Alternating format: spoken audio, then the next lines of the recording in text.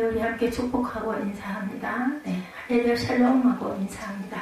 할렐루야 샬롬 샬롬 샬롬 샬롬 샬롬 샬롬. 하나님 사랑합니다. 여러분 주 안에서 사랑합니다. 누가복음 10장 말씀이죠. 25절에서 28절 말씀이죠. 네, 오늘 제목이 이를 행하라 그러면 살리라 하십니다.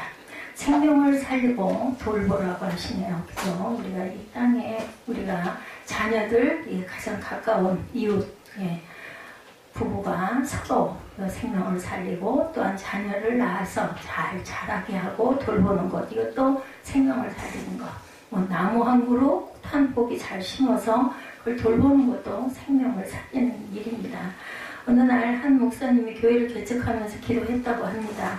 하나님, 저는 마음이 약해서 거치고 사나운 양은 감당할 수 없습니다. 이렇게 기도했다고 그래요. 꼭 저 같은 애요. 그죠? 그런 양들은 감당할 수가 없는 큰 교회로 보내달라. 그래, 거칠고 사나운 양들은 큰 교회로, 그걸 감당할 수 있는 큰 교회로 보내주옵소서. 그러자 주님의 음성이 들립니다. 마음의 감동으로 왔는지 들렸는지 어쨌든 그 목사님에게 종아, 나는 죄인을 구하려 왔는데 너는 의인만 찾는구나, 이렇게 말씀하시더랍니다. 좋은 사람은 찾지 말고 먼저 내가 좋은 교회에 좋은 목사가 되라 말씀하셨대요. 저와 여러분들에게 주시는 말씀이죠. 교회는 거룩한 주막처럼 성령의 세술이 취한 역사가 넘쳐나야 합니다.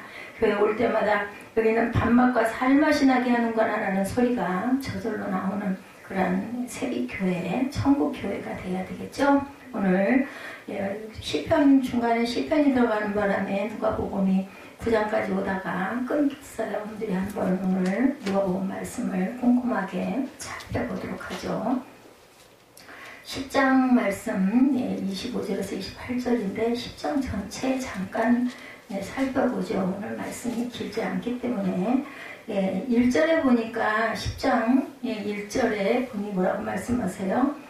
그 후에 주께서 따로 70인을 세우사 친히 가시려는 각 동네와 각 지역으로 둘씩 앞서 보내시며, 예수님도 항상 한 사람씩 안 보내셨어요. 둘씩 보내시죠.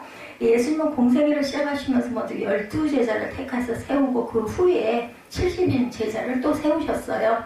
이와 같이 제자들을 세우신 것은 그들에게 하나님의 도를 가르쳐서 하나님의 백성들로 주맞을 준비를 시키기 위해서 이렇게 12제자와 70인 주맞을 준비를 시키는 종은 다른 말로 알곡 성도를 만드는 종으로 제자를 택하여서 세우십니다. 마태복음 9장 35절부터 10장 1절에도 보니 무리를 보시고 불쌍히 여기시니 그는 그들이 목자 없는 양과 같이 고생하며 기진함이라. 추수할 것은 많되 일꾼이 적으니 추수할 일꾼들을 보내주소서 하라, 이렇게 말씀하죠. 누가복음 10장 1, 2절에도 추수할 것은 많되 일꾼이 적다, 오늘 본문에도 말씀하죠. 추수할 일꾼들을 보내주소서 하라. 2절에 보면 추수할 것은 많되 일꾼이 적습니다. 알곡 만들어야 할 성도는 많은데 알곡 만들 주의 종이 적다라는 거네요. 다른 말로 주맞을 준비해야 할 성도는 많은데 주맞을 준비를 시키는 종이 적다는 뜻이죠. 알곡 만드는 주의 종, 그 성도들로 주맞을 준비시키는 주의 종을 만들어 가야 되겠다. 여기에서 그러한 종들은 12제자, 70인, 그리고 마태복음 24장 45절에서 47절에 보면 충성되고 지혜 있는 종을 일컬어서 얘기합니다. 자, 7절에 보니까 뭐라고 말씀하세요? 그 집에 유하며 주는 것을 먹고 마시라. 일꾼이 그 삭슬 받는 것이 마땅하니라. 이 집에서 저 집으로 옮기지 말라, 이렇게 말씀하시네요. 삭슬 받는 게 마땅하대요, 일꾼이. 로마서 15장 27절에 보면 영적인 것을 나눠 가졌으면 육적인 것으로 섬기는 것이 마땅하다. 영의 양식을 받아 먹었으면 육으로도 섬기라는 거죠. 고린도전서 9장 11절에 신령한 것을 뿌렸은즉 너희의 육적인 것을 거두기로 과다하겠느냐. 디모데전서 5장 18절에 성경에 일렀으되 곡식을 밟았더는 소의 입에 망을 씌우지 말라 하였고 일꾼이 그 삭슬 받는 것은 마땅하다 하였다. 이 16절입니다. 오늘 보면 16절 우리 한번 보죠. 너희 말을 듣는 자는 곧 내 말을 들을 것이요 너희를 저버리는 자는 곧 나를 저버리는 것이요 나를 저버리는 자는 나 보내신 이를 저버리는 것이다 라고 말씀하죠. 예수님은 하나님께 받은 모든 말씀을 제자들에게 가르치셨어요. 그죠? 요한복음 17장 8절에도 같은 말씀을 합니다. 그 말씀은 하나님의 나라의 복음이죠. 누가복음 4장 43절에도 하나님의 도예요. 그죠? 그러므로 제자들이 전파한 말씀, 복음 역시 예수님이 그들에게 가르치신 하나님의 도였다라는 것을 우리가 알 수가 있습니다. 10장 26절에 봅니다. 뭐라고 말씀하세요? 예수께서 이르시되 율법에 무엇이라 기록되었으며 네가 어떻게 읽느냐? 라고 물어보시죠. 여호와께서 시내산에서 이스라엘을 위하여 모세에게 명령하신 규례와 법도와 율례 곧 계명을 뜻하고 있습니다. 예, 율법은 하나님과 택한 자 사이에 맺은 언약이고 이 언약은 오늘날까지도 계속 지켜지시죠. 레위기, 창세기, 신명기, 에스겔, 사도행전, 출애굽기 여러 곳에 증거합니다. 히브리서에도 믿는 도리라고 말씀하죠. 히브리서 6장에도 보면 그리스도의 도, 유다서 1장 3절에도 믿음의 도, 여러 가지 도들을 이렇게 말씀을 합니다. 오늘 28절 마지막 절 보면 뭐라고 말씀하세요? 10장 28절에 이를 행하라. 오늘 제목이죠. 그리하면 살리라. 율법에 기록된 대로 야훼를 사랑하고 우리 이웃을 뭐라고요? 내 자신과 같이 사랑하면 영생에 들어간다. 살리라 라고 말씀하신 것은 영생에도 구원을 얻으리라는 뜻을 갖고 있어요. 그래서 그냥 간단하게 그냥 가기가 조금 섭섭해서 끝까지 읽자고 하면 여러분들 길어서 힘들어하실 것 같아서 중요한 부분들만 말씀드렸습니다. 생명을 살리고 돌보는 것이 우리의 책임과 의무예요. 세상에 우리를 하나님께서 보내주시면서 자손을 보고 생명을 살리고 또 세상을 주셨는데 그것 또한 청지기로 잘 돌보고 그린 크리스찬이라는 말 여러분 들어보셨죠? 우리의 생태계를 보호하는 것도 크리스찬의 도리이기도 합니다. 자, 여기는 밥맛과 살맛이 나게 하는 교회다. 새벽교회다. 이런 고백이 있어야 되겠다. 제가 거기까지 말씀드렸어요. 자, 천국교회를 꿈꾸는 거죠. 이런 교회가 됐을 때 내가 시리에 빠지고 힘들고 고난스럽고 하는데 교회 가가지고 찬양하고 나니까 막 눈이 번쩍 떠졌어. 너무 마음이 기뻐졌어. 그냥 처음에는 찬송도 안 나오고 고개 떨구고 앉아 있었는데 찬양 소리를 듣다 보니까 가사가 막 마음에 와서 닿고 그리고 나도 모르게 같이 따라 부르면서 눈물도 좀 나고 그러다 보니 나중에는 막 기뻐졌어요. 어떻게 된 거예요? 살만나는 천국교회에 온 거예요. 그죠? 여러분들 그런 천국교회, 새벽교회 일주일에 한 번 오시는 분도 있고 또 주중에 오시는 분도 있고 하지만 어찌됐든 간에 천국교회이시기를 바랍니다. 인생 나그네가 천성을 향해 가다가 주일에 배가 고프고 피곤한 심령으로 거룩한 주막을 찾아오면 우리들 주막 그러면 주모를 생각하고 거기는 뭐가 생각나요? 막걸리 뭐 이런 술 그죠? 주점이 생각이 나지만 그게 아니에요. 그죠? 인생의 주막 하면은 성령의 술에 취하는 성령의 말씀이 있는 이 교회 따뜻하게 맞이해서 음식과 색소를 공급하고 쉬기 위해서 힘을 얻기 위해서 다시 여정을 챙기고 인생의 길을 떠나게 해주는 그러한 새벽 교회가 되기 바랍니다. 험한 인생길이기에 주일에 잠시 만날 때 해주는 것도 너무 감사하죠. 그처럼 교회에서 피곤하고 지친 심령이 말씀으로 성령으로 이렇게 뭐 찬양으로든 말씀 한 구절로든 아니면 기도로든 충만해지면 험한 인생길에서 우리가 정말 마음의 위로를 받죠. 성도들끼리 서로 예쁜 말로 서로 힘주고 믿음을 또한 더 커지게 하고 가정과 건강과 일터에 힘을 부어넣어주는 그런 교회가 되어야 할 줄로 믿습니다. 그랬을 때 우리에게 복을 받죠. 아까 제가 민수기 6장 말씀 여러분들에게 예배 들어갈 때 기도 때 올려드렸어요. 이게 누구예요? 아론이 축복했던 구약의 축복이에요. 지금은 목사님들이 성자 예수님으로부터 시작해서 성부 하나님 그리고 성령님 그런데 이제 민수기에서는 하나님은 내게 복을 주시기를 원하며 그 얼굴을 너희에게 드사 평강 주시기를 원한다. 여러분들 혹시 뭐 느껴지신 거 있으신 분 혹시 계세요? 제가 왜 그 민수기 6장 축도를 거기에다 넣었을까? 제가 참 좋아하는 찬양 하나님의 약속 찬양의 내용이 바로 이 민수기 6장의 그 가사 그것이 바로 말씀을 가사로 만들어서 그 찬양을 만드신 그런 그 시가 너무 좋아서 제가 감동이 오더라고요. 문득. 그래서 제가 여러분들에게 한 번 더 축복을 했습니다. 하나님이 나를 구원하고 이 땅에 두신 이유가 분명히 있을 거예요. 그죠? 다른 생명을 살펴주고 돌보라는 뜻. 다른 생명들을 살리고 돌보라는 뜻. 어려운 일이 있으면 더 불평을 삼가고 서로에게 더 힘을 줘야 되겠죠. 교회와 가정이 내 마음에 맞기만 바라지 말고 내가 교회와 가정의 필요를 더욱 살피고 그리고 그 삶을 돌보는, 교회가 조금 어려운 지경에 처했거나 담임 목사가 조금 어려운 그 가운데 있거나 얼굴이 조금 어둡거나 그러면 아이고 저 목사는 은혜도 아니게 왜 맨날 저렇게 비실비실해, 이럴 게 아니라 어떻게든 좀 힘을 주고 기쁨을 줘서 살아 일어나게 해드려야 되겠다, 이런 마음을 갖는 것이 생명을 살리는 하나님께서 저와 여러분들에게 각자에게 주신 책임이다. 제가 그럴 수도 있고 여러분이 그럴 수도 있고, 그렇죠? 아니면 또한 다른 또 이웃의 교회들이 그럴 수도 있고, 그럴 때 우리는 뭐예요? 기도와 도고와 감사로. 우리 일부 예배 때 디모데전서 2장 말씀이 그거였어요. 기도와 도고로 간구로 모든 감사함으로 우리가 아뢰고 기도해야 될 때다. 우리나라가 이 땅이 요즘은 아마 그건 다 인정하실 거예요. 뭐 교회를 다니시는 분이나 안 다니시는 분이나 신앙을 갖고 계신 분이나 안 갖고 계시는 분이나 아유 좀 자중자애해야 되겠다, 기도하는 마음이 돼야 되겠다. 왜 사람의 힘으로 할 수 있는 일이 없잖아요. 우리는 그저 시간을 기다리고 내가 조심할 것을 조심하고, 그래도 또 생활을 해야 되니까 직장에 나가시는 분, 또 사업장에 나가시는 분, 학교는 못 가고 있어요 지금 학생들이. 그래서 제 아들이 왜 하필이면 고등학교 들어가서 이 중요한 시기에 2학년으로 딱 올라가야 할 시기에 또 학교에 입학하는 학생들은 어땠을까 하는 생각도 들더라고요. 입학식에도들 못 가고 발이 묶여가지고, 그죠? 다들 지금 기다리고 있는 4월달로 연기가 됐잖아요. 이것이 어떻게 될 것인지 우리는 예정은 하죠. 4월 6일날 고등학교들, 중고등학교들이 다 이제 개학들을 다시 하겠군. 그렇지만 그것도 결과는 또 알 수가 없어요. 우리 힘으로 알 수 있는 게 아니죠.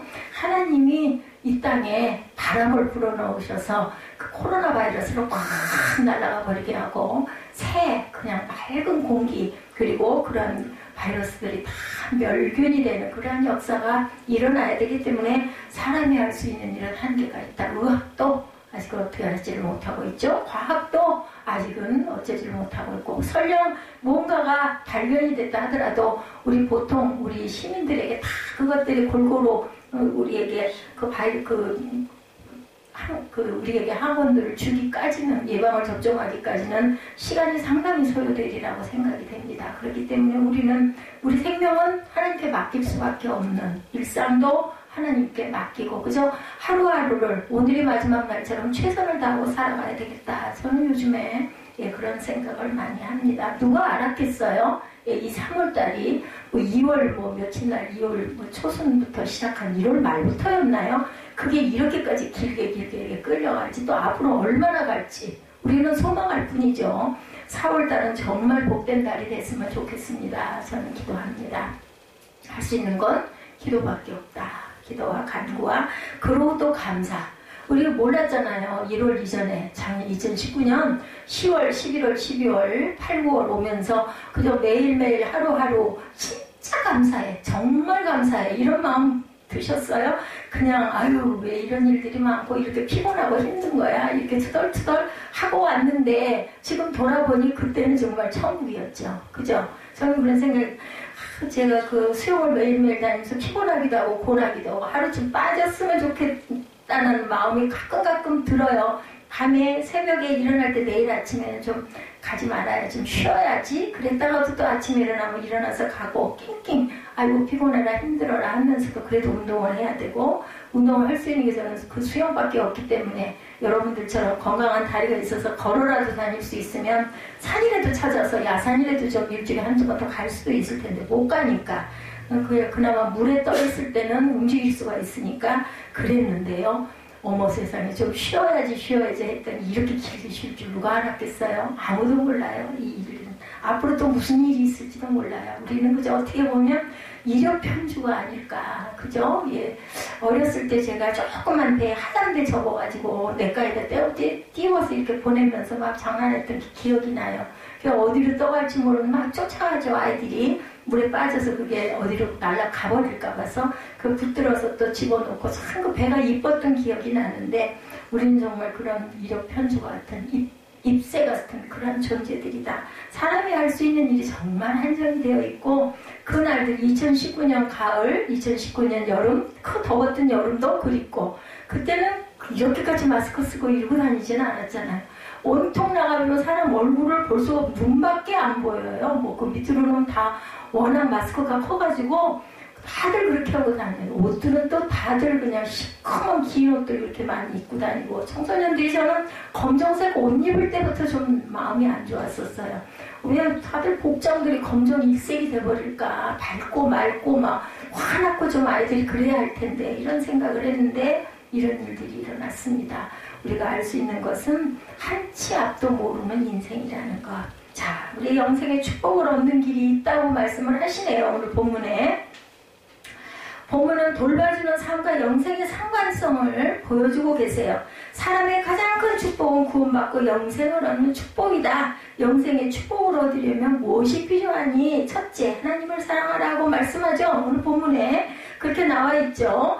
무엇이라고 기록되어 있느냐? 26절에 예수님이 물어보셔요. 율법교사가 일어나서 예수님을 시험하는 거예요. 선생님, 내가 무엇을 하여야 영생을 얻겠습니까? 라고 질문을 하니까 예수께서 오히려 거꾸로 반문을 하시죠. 율법에는 뭐라고 기록되어 있니? 몰라서 물어보셨겠어요? 입술로 고백을 듣고 싶어서 물어보신 거예요. 27절에 보니까 대답을 하죠. 내 마음을 다하고 목숨을 다하며 힘을 다하여 뜻을 다하여 주 하나님을 사랑하고 내 이웃을 내 자신같이 사랑하라. 이걸 이제 예수님이 오셔서 하나님을 사랑하라, 이웃을 사랑하라. 딱 이 두 계명으로 10계명을 함축을 해서 두 계명을 딱 주고 가셨어요. 이 얘기가 똑같이 신명기에도 나와 있죠. 이렇게 말씀하셨다 하니까 예수께서 너무 옳은 답이다. 굿이에요. 굿. 엑설렌트예요. 예, A뿔이다. 답이 옳았다. 일을 행해. 그러면 살리라. 말로만 하지 말고 뭐해라. 행하라고 말씀하네요. 그래서 하나님을 사랑하는 것, 예수님이 가르치실 때 앉아있던 대중 가운데 한 율법교사가 이렇게 물어봤을 때 이 율법교사는 율법 전문가로 마가복음에는 서기관으로 마가복음 12장 28절에 증거되어 있어요. 이 사람의 직책이 뭐라고요? 서기관이라네요. 그때 예수님이 율법에 무엇으로 기록되어 있는 것을 내가 읽느냐, 어떻게 읽느냐? 예, 그랬더니 말씀을 바르게 하는 것 중요하죠. 그러니까 물어보시는 거예요. 대답하죠. 내 목숨과 힘과 뜻을 다해 하나님을 사랑하고 이웃을 내 자신같이 사랑하라고 하셨습니다. 라고 정답이에요. 그죠? 옳도다.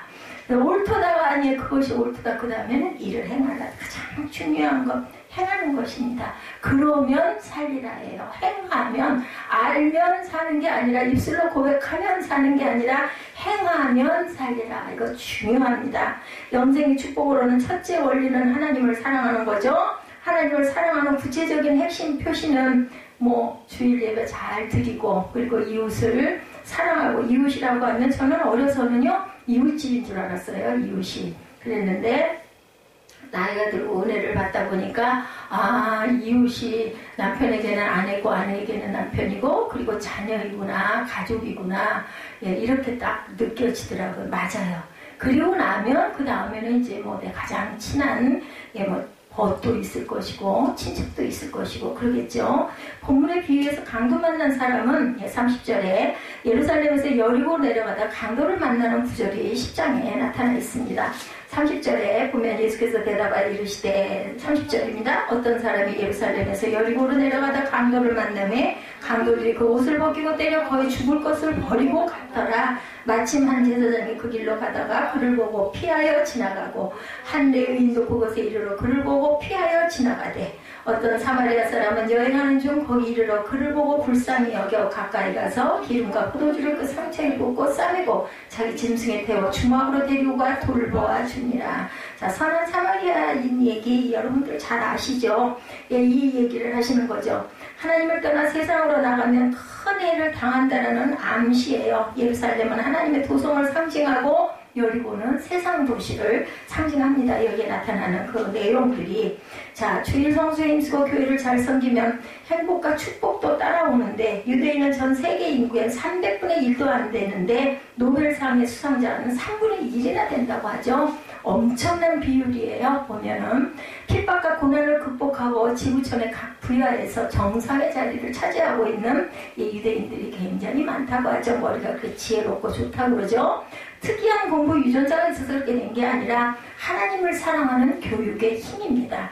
하나님 사랑은 인생 승리의 기초 관문과도 같죠. 인생에서 다른 것이 없어도 그런 대로 살 수 있지만 책임적인 사랑이 없으면 살 수가 없습니다. 사랑은 기본이고 하나님 사랑은 기본 중에 기본이죠. 그리고 또 두 번째로 이웃 사랑하는 것. 그죠? 하나님을 먼저 사랑하고 경외해서 하나님께 보호를 받고 인정을 받고 나면 그 다음에는 내가 내 이웃을 사랑해야 된다. 그래서 그런 얘기가 있어요. 사람은 믿을 대상이 절대 아니다. 사랑할 대상이다. 하나님께서 우리를 사랑하라고 이웃을 주신 거예요. 가족을 주신 거죠. 예수님은 영생의 추가 조건으로 내 이웃을 내 자신과 같이 사랑하는 것도 필요하다라고 말씀하죠. 보이지 않는 하나님 사랑은 보이는 이웃 사랑을 통해서 나타난다는 거죠. 하나님 우리가 볼 수가 없어요. 느끼기는 해요. 그죠? 성령이 임하시는 것도 느끼고 감동으로 느끼기도 하고 때로는 하나님의 음성 말씀을 우리에게 감동으로 주시기도 해요. 근데 보이지는 않아요. 실체는. 근데 그것이 바로 이웃사랑으로 나타난다. 내가 이웃을 얼마나 사랑하느냐에 따라서 그렇다면 쉽게 아내가 남편을, 남편이 아내를, 그리고 자녀를, 그죠? 내가 얼마나 진실하게 신실하게 사랑하느냐에 따라서 하나님께서 우리를 보시는 기준이 된다. 특히 율법이 사람을 사랑하라고 포괄적으로 명령하기보다는 내 이웃을 사랑하라고 구체적으로 명령한 것은 가까운 사람에 대한 사랑의 중요성을 암시합니다. 가깝다고 여기고 사랑의 노력을 게을리하는 것은 그건 필요가 없어요. 소용이 없어요. 말로만 하고 행하지 않는 것은 소용이 없죠. 행하라. 그리하면 살리라 분명히 말씀하셨습니다. 어떤 사람은 동료나 친구에게는 엄청난 호인인데 가족에게 특별히 야박한 사람들이 있어요. 밖에서는 엄청나게 사람들 관계 안에서 잘하는데 집에만 오면 아주 무서운 가장이 되거나 그런 경우가 좋지 못한 모습이죠. 어떤 사람은 동료나 친구에게는 이런 호의인데 가족에 야박하고 그러면 가족이 정신적으로 엄청나게 힘이 들어지죠. 가끔 만나는 남에게는 호인이 되는데 그러기보다는 가족에게 먼저 호인이 돼야 되겠죠. 남에게는 화를 거의 내지 않는 사람이 가족에게는 불같은 화를 내는 그런 사람들 많이 봅니다. 대개 보면 그렇더라고요. 밖에서 관계가 좋고 아주 교제를 잘하고 너무나 뭐라 그러죠? 어떤 자리에 가면 막 그 자리를 막 띄우는 그런 사람들이 집에서는 아주 엄청나게 무섭고 이런 분들이 있어요.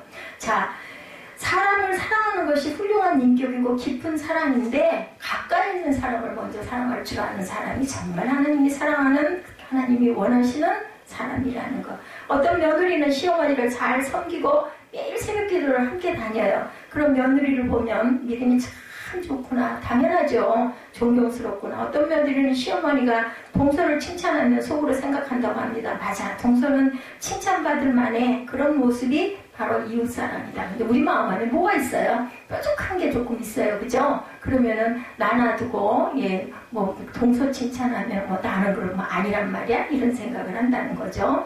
참된 이웃사랑은 나를 십자가에 못 박고 시기심을 극복해야 가능하다. 언젠가 예지가 그런 얘기를 한 적이 있어요. 나는 질투심이 너무 많아가지고 도대체 이걸 어떻게 할 수가 없다. 참 그 소리를 들으면서 참 각별하게 느꼈어요. 그런 생각을 하고 그런 말을 그렇게 하기가 쉽지가 않은데 자기는 문제가 남을 질투하는 그 마음이 있는 게 정말 문제라고 여겨진다.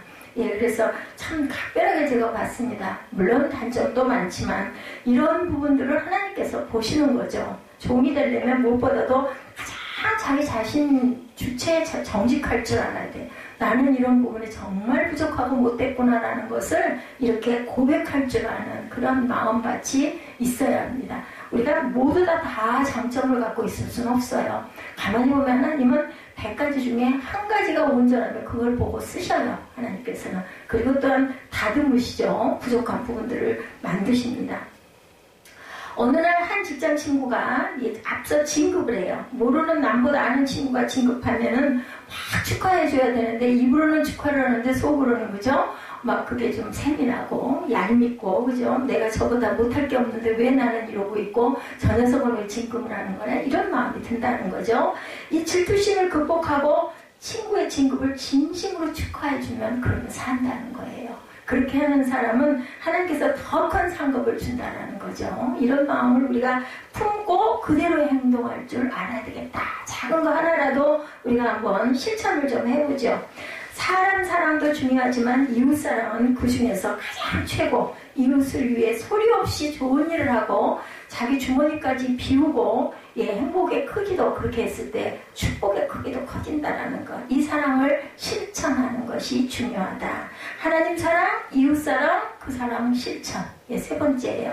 오늘 말씀이 엄청 짧아요. 그래서 제가 중간에 이런저런 말씀도 드렸고 본문의 그 중요한 부분도 여러분들에게 짚어드렸습니다. 수요 예배 금요철야 때는 절절히 한 절마다 다 강해를 하면서 시간도 엄청 길죠. 그렇게 가는데 주일날은 여러분들 지루하실까봐 중요한 것들만 짚고 갑니다.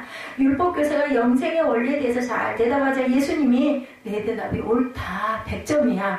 칭찬해 주시죠. 그리고 행하라. 그러면 산다. 딱 책임이 그거예요. 행하면 산다. 28절입니다. 사랑의 중요성을 알지만 그것을 알고 행하지 않으면 아무 소용이 없다. 종은 울릴 때까지 종이 아니고 복은 감사할 때까지 복이 아니고 사랑은 실천할 때까지 사랑이 아니라는 거예요. 종이 아무리 100개가 매달려 있으면 뭐합니까? 종이 울려서 소리가 나야죠. 시계가 아무리 많이 걸려 있으면 뭐합니까? 제가 요즘에 밥을 안 줬더니 시계들이 서가지고 막 시간들이 각자예요. 시계 몇 개가 있는데 집에 제가 집을 잘 관리를 안 하다 보니까 그래도 끼느라고 꼈어요. 중간중간. 근데도 지금 이제 또 밥이 없으니까 시계가 안 받죠. 시계에 구실을 못하는 거예요. 종은 울려야 됩니다. 그래야 종입니다. 그죠? 우리들 그 아침에 일어나려고 탁 그 시간 해서 입력해 놓잖아요. 아침에 그 소리 듣고 일어나려고. 근데 걔가 만약에 울질 않으면 모르죠. 그냥 자게 됩니다. 이렇기 때문에 종은 울려야 종입니다. 복은 감사할 때까지 복이 아니에요. 우리에게 복을 주셨으면 그것을 엄청나게 감사해야 우리에게 거꾸로 축복으로 돌아옵니다. 우리 입술의 열매다 이런 얘기하죠. 우리 입술의 고백들이 그렇기 때문에 누구를 칭찬하고 누구를 축복하고 누구를 위해서 기도할 때 그 칭찬과 그 고백과 그 기도가 여러분들의 것이 된다는 거예요. 그러니 목사인 저는 얼마나 복을 받겠습니까? 여러분들을 위해서 계속 축복을 하거든요. 그 축복을 많이 하면 할수록 그 복이 본인에게 돌아온다라는 거. 그래서 남을 위한 중보 기도가 그게 아주 여러분들 본인들에게 보약이라는 거 잊지 마시기 바랍니다. 그런 실천적인 사랑을 교훈하려고 예수님이 들려주신 비유가 바로 아주 여기 30절부터 나타났던 선한 사마리아인의 비유였습니다. 그 비유는 율법적인 태도를 버리고 실천적인 사랑을 하라는 말씀과 어려운 자를 외면하지 말고 실질적인 도움을 줘라. 그렇게 해서 매맞고 얻어 터져가지고 못 일어나고 누워있는 자 그냥 쳐다만 보고 지나가는 레위인 소용없다라는 거죠. 사마리아인 많은 사람들에게 사람 취급도 받지 않던 그러한 소외된 사마리아인은 가다가 말고 말을 세우고 그 사람을 데려다가 주막에다가 부탁을 하고 돈까지 주고 돌봐달라고 그러죠. 모자르면 내가 오면서 다시 더 드릴 테니 이 사람을 좀 잘 치료해 주십시오. 이럴 줄 아는 이런 마음, 이게 바로 이웃사랑 실천이죠. 이런 것을 했을 때 그 축복이 그 본인의 여기 성경에 없어질 때까지 그 사마리아인 선한 사마리아인의 그러한 그 실천에 대한 것이 실려 있죠. 그래서 보면은 사마리탄 법 계명 계율 그게 있어가지고 법조문에도 들어가 있더라고요. 선한 목적으로 어떤 일을 행했을 때는 그게 설령 결과가 좋지 않았다 하더라도 그 원인이 본인의 유익이 아니라 그 사람을 살리기 위한 방법이었다면 무조건 용서해 줘야 된다. 그래서 재판에서 승소를 하는 것을 제가 한번 본 적이 있습니다. 사람을 사귈 때도 그와 사귀면 내게 도움이 될까? 이런 생각 먼저들 하죠. 그런 태도는 하나님이 기뻐하는 태도가 아니다. 축복을 받으려면 힘 있는 사람이나 공동체만 찾지 말고 힘없고 소외된 사람. 예수님이 오신 목적이 그거죠. 나는 섬김을 받으려 온 것이 아니라 섬기려 왔다라고 말씀합니다. 근데 우리 마음속에는 요즘에는 뭐 그냥 그렇지 않으면 오히려 어리석은 사람이 돼버려요. 근데 그런 게 아니라 그냥 약하고 소외된 사람들을 가서 돌볼 줄 아는 마음밭들을 갖고 있어야 되겠다. 한 목회자가 외국에서 신학을 공부하고 귀국해서 목회를 시작을 했다고 합니다.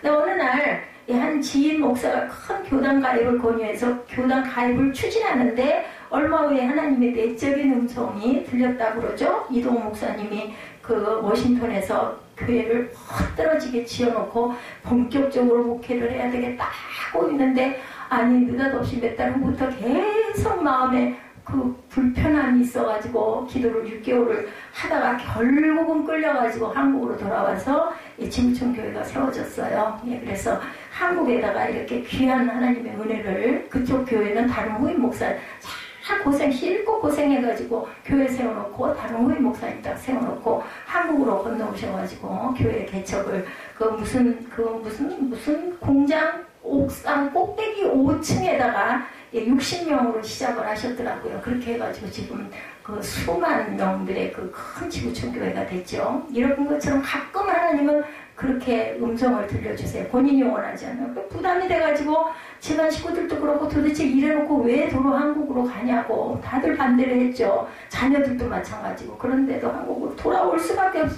거룩한 부담이 와가지고 계속 기도를 시키시니까 방법이 없어서 6개월을 견디다 오셨다는 그 간증 생각이 제가 납니다. 이분도 역시 마음에 큰 교회에 청빙을 받아가려고 딱 서류를 넣고 있는데 종아 참된 복을 얻으려면 힘 있는 곳을 찾을 생각부터 하지 말고 내 사명을 따라 작은 곳에서 큰 축복의 통로가 되거라 라고 말씀을 자꾸 그 음성에 울려와가지고 그 교단 가입을 중단을 했다 이런 이야기가 있습니다.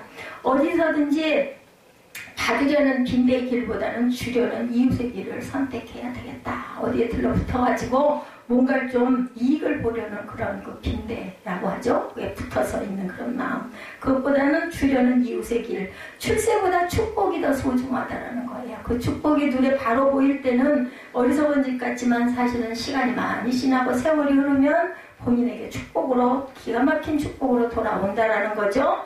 힘 있는 사람과 사귀면 출세해도 축복의 가능성까지 커지지는 않는다라는 겁니다. 그리고 사람은 믿을 존재가 못 돼요. 그때는 그렇게 해서 유익이 되기도 하는 것 같고 좋은 것 같기도 하지만 그런 마음 자세로 사람을 가까이 해가지고는 진정한 벗이 되기도 어렵죠. 반대로 힘없는 의인을 힘써 돌보면 늦어도 축복의 가능성은 커진다. 결국 내 주변에 힘없는 의인은 하나님이 내게 주신 축복거리가 된다라는 겁니다.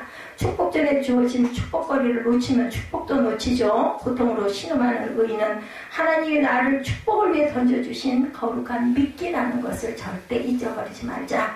그렇게 이웃을 사랑하고 알면서도 실천을 안 하지 말고 하라는 거죠. 좀 어리석은 것 같고 좀 나타나는 것 같지 않고 느린 것 같지만 편견으로 사람을 구별하지도 말고 선한 사마리아인에 비유해서 성별된 종교인이었던 제사장과 레위인은 강도 만난 자를 보고 피했어요. 그죠? 여러분들 아시죠?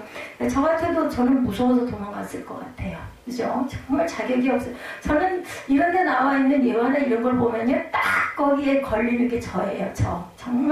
정말 보잘것없고 그리고 약하고 겁 많고 그냥 몸 훔치려고 하는 그런 존재가 바로 저입니다. 그걸 그나마 알아서 다행인지 그거는 모르겠어요.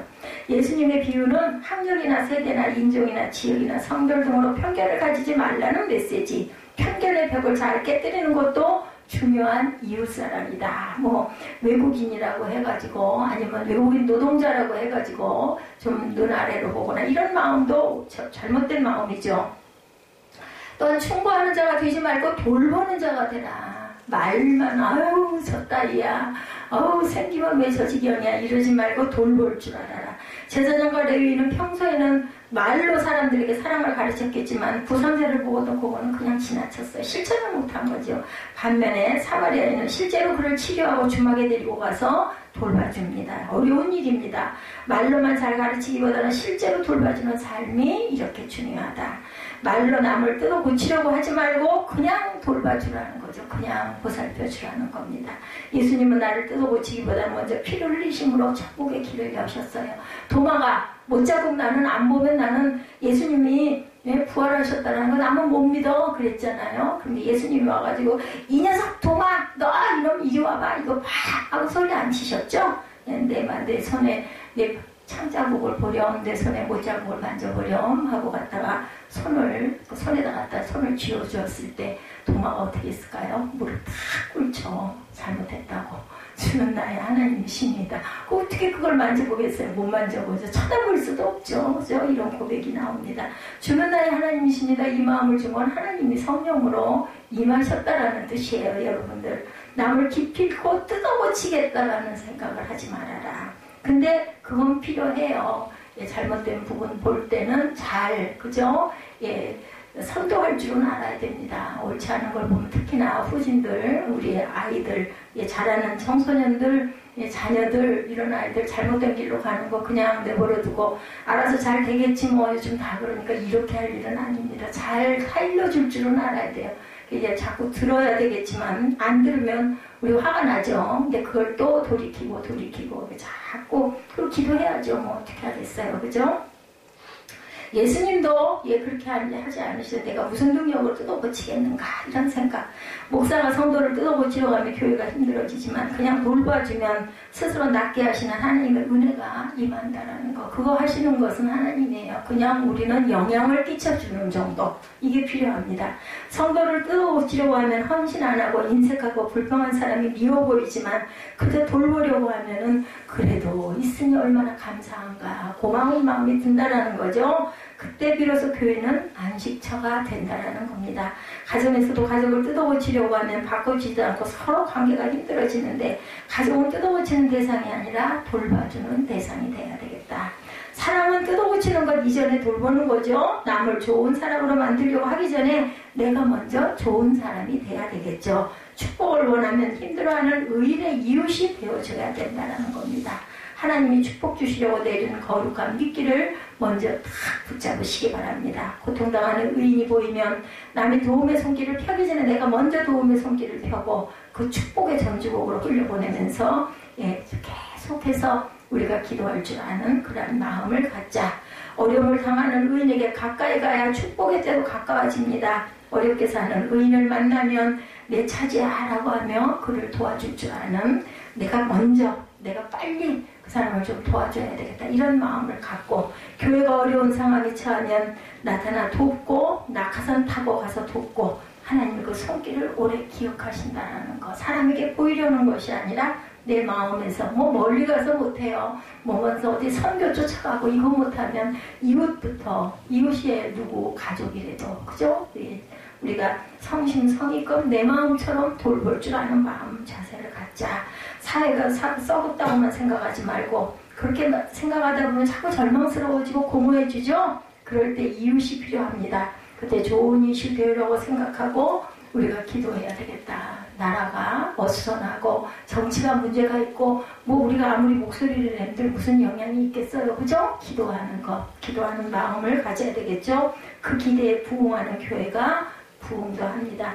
숫자가 많이 안 늘면 어때요? 영적으로라도 우리가 충만해지고 부흥되면 내가 살면 나로 인해서 내 자녀가 살고 그렇게 되면은 우리 가문이 삽니다. 그것만 해도 큰 축복이죠. 그 권영임 전도사님 그 시어머님 100세에 돌아가셨어요. 그분 참 100세의 복이다라는 생각이 듭니다. 권영임 전도사님이 시집을 가가지고 그 집안에 아무도 예수를 안 믿어서 시어머니를 전도를 해서 시어머니가 예수를 믿어가지고 시어머니가 딸을 전도를 해서 딸이 남편을 전도를 해가지고 아주 교회가 세워졌죠. 그리고 아주 그 교회가 정말 어려운 때였는데도 그 교회는 우리 시체말로 아주 성공한 교회가 됐어요. 아들 며느리들이 다 신학을 하고 그리고 교회 목사가 2명, 3명이 나옵니다. 며느리까지 아마 목사 안수를 받았을 거예요. 그렇게 되다 보니까 그 시어머니는 있는 딸들 전부 다 예수 믿고 그 막내딸이었을 거예요. 막내딸이 이제 사모가 된 거죠. 그 바깥분이 아주 그렇게 괴팍했다고 그래요. 그렇게 교회를 안 나오려고 그러고 아주 술 먹고 주정하고 대단했다고 하더라고요. 근데 다행스럽게 그 아내가 피아노 반주를 할 수 있었던 것 같아요. 그것도 제목이죠. 그죠? 그런 거 몰랐겠지만. 그래가지고 나중에 그 질병을 통해서 뒤집어져가지고 예수를 믿게 되고 목사 안수를 받고 교회가 세워지는 역사가. 그러다 보니까 그 어머니가 그 딸의 어머니죠. 그 어머니가 100세까지 사시고 더 사실 건데 이번에 코로나 바이러스로 그 정신적으로 마음이 공허해져가지고 우울해하시다가 6일 동안 앓다가 돌아가셨다라는 이야기를 들었습니다.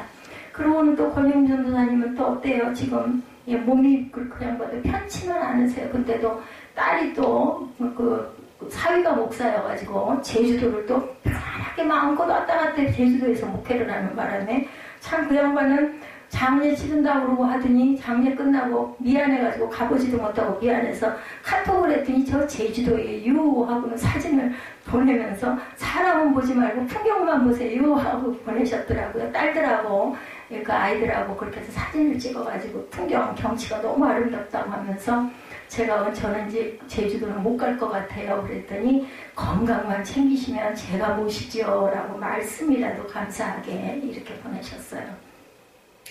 뭐라고 그러세요? 장수의 복을 주신다고 그러세요. 하나님의 복을 받고 하나님이 축복하면 내가 너와 함께하면 너를 땅에서 장수하게 또 우리가 장수해도 가긴 가죠. 영생의 복을 허락하신다고. 예, 우리 시편 133편에도 예, 영생이니라 라고 말씀합니다. 우리에게 구원의 복을 주시죠. 그런 선한 사마리아인이 되어서 하나님 마음을 얻고 가정과 교회에 힘이 되고 어두운 세상에 빛을 비추는 저와 여러분들이 되시기를 주님의 이름으로 축복합니다. 아까 미처 못한 찬양들이 있어요. 우리 찬양하시고 결단하고 기도하는 시간 갖도록 합니다.